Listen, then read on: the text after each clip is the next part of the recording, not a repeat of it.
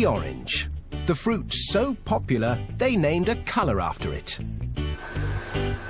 America glugs through 2.5 billion litres of the sweet juice every year, and most of it comes from Florida, where they harvest and squeeze over 30 billion oranges a year to keep the juice flowing.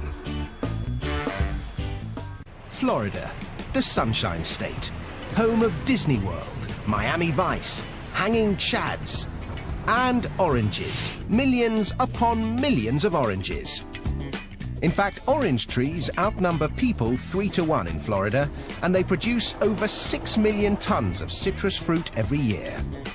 And almost all of it ends up as breakfast orange juice. To grow oranges, what you need is good soil, large quantities of blissful Florida sunshine, and buckets of rain. They don't like to advertise it, but the Sunshine State is also the soggy state. Parts of Florida are among the wettest places in the US, with up to 180 centimetres of rain a year. Not so good if you came here for a beach holiday, but great for farmers like Tom Kirshner. This is what adds up to giving us a good environment to grow citrus, adequate rainfall to produce large crops with lots of juice in them. Thanks to the sizzling sunshine and dismal downpour, Tom's able to grow 5 different varieties of oranges here. They do this because each variety ripens at different times of year, which means you can enjoy OJ all year round. But how do they know when an orange grove is ripe for harvesting? To guarantee that the juice will be liquid sunshine, the sugar-to-water content is analysed, yielding a measure known as the Brix. When it's at least 10% sugar, the oranges are ripe for the picking. But there's no substitute for the taste test. Can't beat that. Ready to make orange juice. The fruit might be tasty, but it's not going to make juice if it's left on a tree. They need to be picked, and with millions of oranges ripening at once, they need to be picked fast. If you want to get fruity in a hurry, you need one of these terrifying contraptions. Or as they like to call it here, the Oxbow 3220. This magnificent machine is what's known in the trade as a continuous canopy shaker. And this particular machine was designed by Tom Visser. It engages the foliage of the tree and shakes it to and fro. And the shake is violent enough to sever the fruit stem, and then the fruit falls and gets intercepted. The Oxbow can harvest an incredible 2 tons of oranges every minute. This performance comes at a price. A pair of these mechanical orange pickers will set you back $1 million. Just as well, Tom's got enough work to keep them busy, picking 2 million boxes of oranges, totaling 81,000 tons of fruit per year. Once the oranges have been picked, the race is on to make sure your breakfast OJ tastes as fresh as can be. So the fruit is shipped out in these 400 horsepower transport trucks, 20,000 kilos at a time.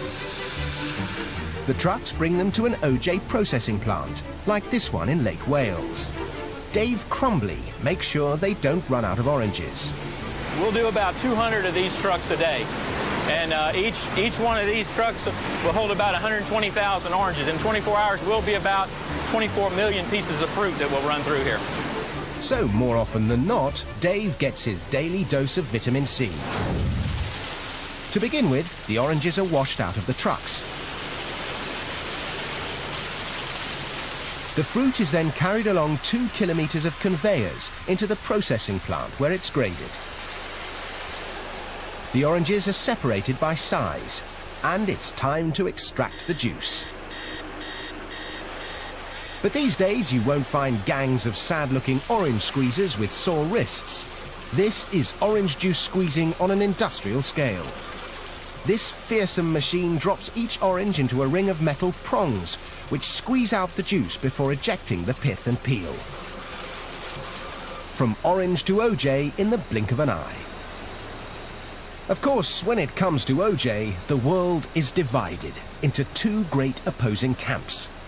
One likes it smooth, the other with bits.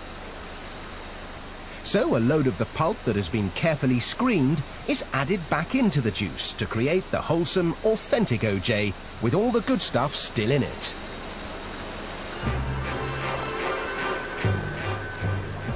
The OJ is now ready to be poured into cartons. It takes 24 oranges to make enough juice to fill each 1.89 litre carton. But quantity counts for nothing unless the quality's good enough to keep orange juice the world's favourite breakfast tipple. There are palates that can tell a Beaujolais from a Burgundy in an instant. And noses that can whiff a Chanel No. 19 from 100 paces. Well, these guys do the same for OJ. An expert OJ taster can spot minute variations in taste, composition and acidity. Doesn't have a very much oily feeling either, does it? There are 11 different measures of quality. Only when a batch of OJ ticks every box is it fit to be shipped. All that effort means this factory alone turns 3 billion oranges into over 250 million litres of juice every year, which makes delicious fresh OJ a luxury we can all enjoy. I love oranges. I love orange juice. Nothing any better.